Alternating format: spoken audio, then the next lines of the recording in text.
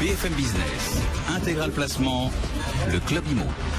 Et oui, nos conseils pour investir dans l'immobilier avec, comme chaque mercredi, le Club Imo. Olivier Marin, rédacteur en chef de Propriété Le Figaro. Bonjour Olivier. Bonjour. Vous êtes en forme? Très en forme. Virginie Grolot, journaliste à l'Obs. Bonjour Virginie. Bonjour. Et elle est toujours en forme. Marie Cœur de Roy, notre experte IMO sur BFM. Vous êtes prête Marie? Non, moi ça va très très mal. Expliquez-nous ce qu'il va pas. Vous n'avez pas votre petit nœud papillon aujourd'hui, c'est mauvais signe. Parce qu'elle n'a pas réussi à acheter sa maison sur l'Aude hier. Voilà. Justement, on va apporter des conseils à nos auditeurs, nos téléspectateurs, les éclairer sur les nouvelles tendances du marché immobilier, les perspectives aussi pour 2017. C'est vrai Olivier, l'année 2016 semble s'être quand même très très bien passée pour l'immobilier. La question c'est, est-ce que ça va durer? Oui, effectivement, l'année 2016 sera une excellente année, un très bon cru, comme disent les professionnels, près de 840 000 transactions. Vraiment, c'est une très très belle année. Dans le neuf, les ventes sont en hausse de 25% sur un an, de 114% au troisième trimestre en Île-de-France. Conditions de marché dopées par des taux d'intérêt historiquement bas, par le succès du Pinel, du prêt à taux zéro, dans un climat de retour à la confiance où en fait vendeurs et acquéreurs ont été, on va le dire, assez raisonnables dans l'ensemble. Mais voilà, en fait, il y a quand même des signes qui indiquent une inversion de tendance. Ce sont les derniers prix. Tout d'abord parce que les prix remontent dans l'ancien, dans les grandes villes. La hausse des prix s'accélère dans le neuf. Les loyers augmentent dans le privé.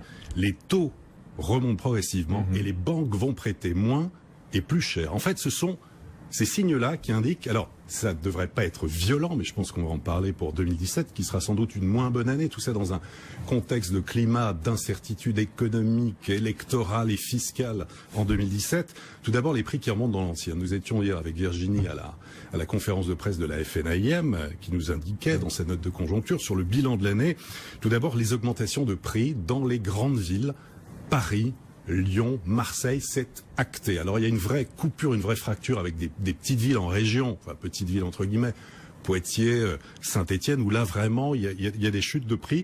Et puis on le sait, les notaires nous indiquent dans les avant-contrats des prix à Paris en janvier 2017, 8 500 € par mètre carré. Dans l'ancien, ce sera un record et une hausse de 6% en un an.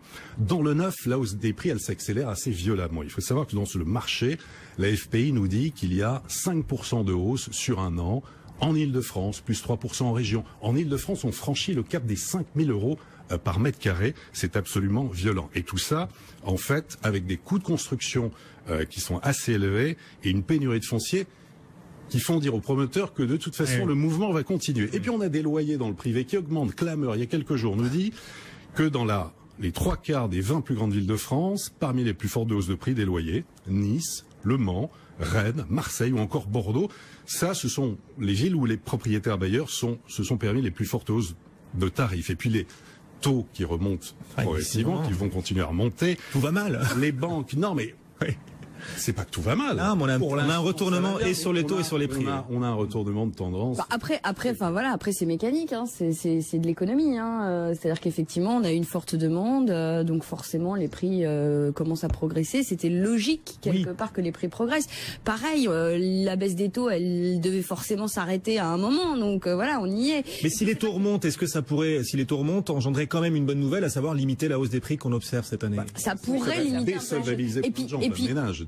Oui, alors déjà, ça peut aussi désolvabiliser pas mal de gens, mais bon, alors effectivement, la hausse des prix, elle est là, mais elle n'est pas non plus spectaculaire, sauf dans certaines grandes villes. Voilà, elle est progressive. Effectivement, comme le disait Olivier, l'année prochaine, climat électoral oblige.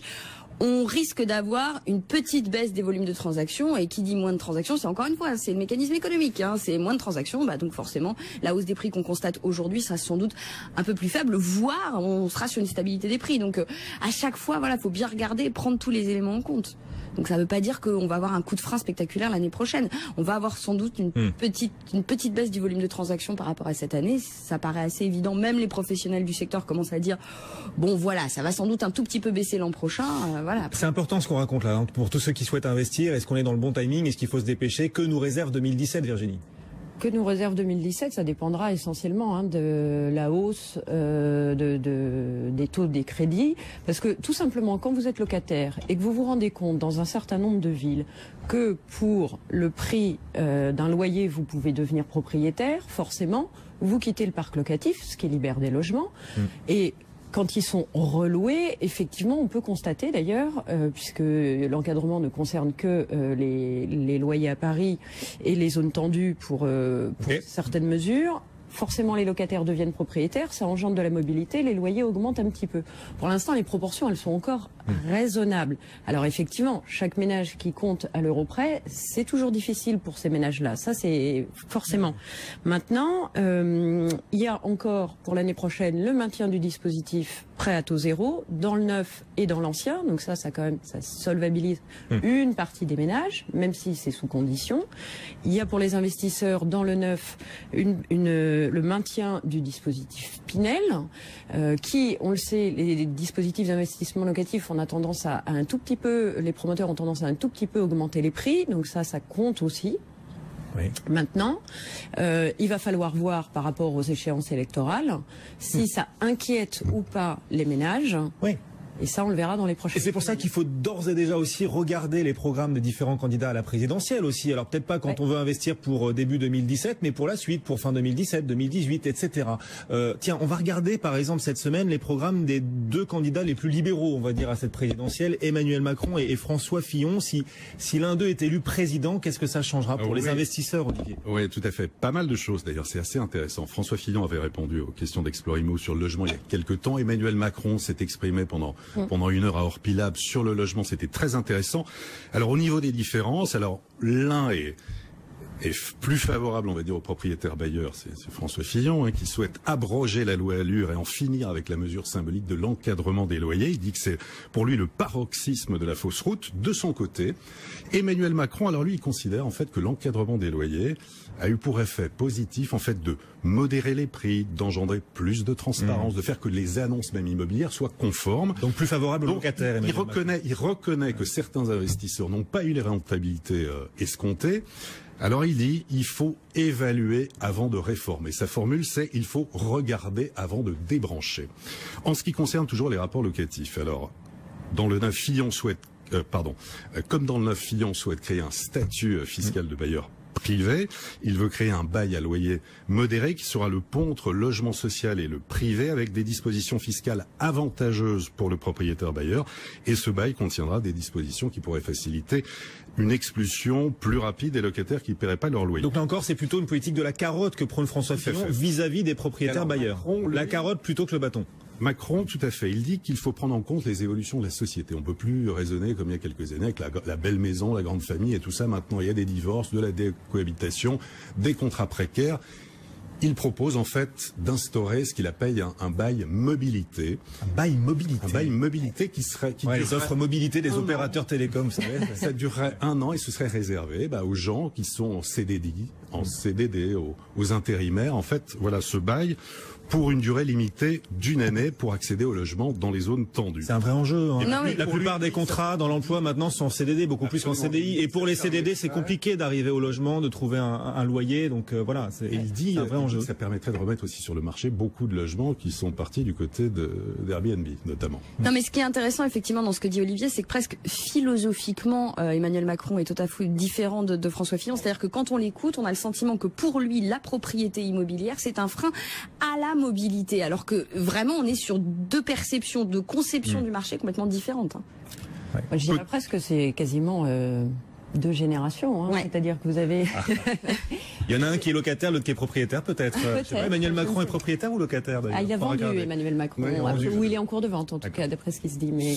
Pour les investisseurs sur l'investissement locatif type Pinel, alors Fillon, lui, il est favorable en fait à un bail en fait sur une durée très longue, disons sur 20 ans, alors que Macron en fait il n'est pas sûr qu'il garde ces dispositifs Pinel ou le prêt au zéro. Il dit en fait qu'il faut les ajuster ou les supprimer s'ils sont inefficaces. Attendez, s'il espère obtenir le ralliement de Sylvia Pinel, qui elle aussi est candidate à la présidentielle, il va falloir qu'il maintienne le dispositif Pinel. Il y a un vrai enjeu, attendez. C'est intéressant quand même, c'est d'arriver dans l'approche en tout cas, c'est d'arriver à une évaluation, c'est ce qu'explique Olivier, une évaluation des dispositifs.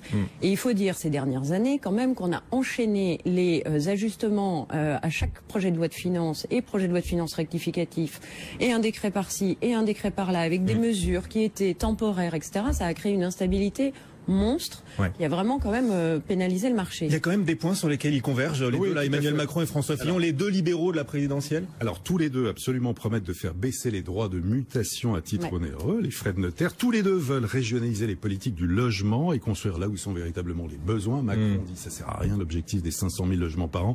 Il faut construire à Paris, dans le Grand Paris, il faut construire en Rhône-Alpes, en PACA et dans l'agglomération toulousaine. Tous les deux veulent revoir l'attribution des logements sociaux avec plus de transparence. Oui, il y a des gens qui habitent des logements sociaux qui le méritent peut-être pas, qui ne devraient pas y être éligibles et qui y vivent quand même. Il donne l'exemple, il dit il y a 70% des Français qui sont éligibles au logement social. C'est pas normal. C'est 20% en Angleterre notamment. C'est pas normal. Il faut revoir tous ces plafonds de revenus. Et tous les deux sont d'accord effectivement pour dire que l'État dépense beaucoup trop dans la politique du logement. 40 milliards par an. Pour quel résultat?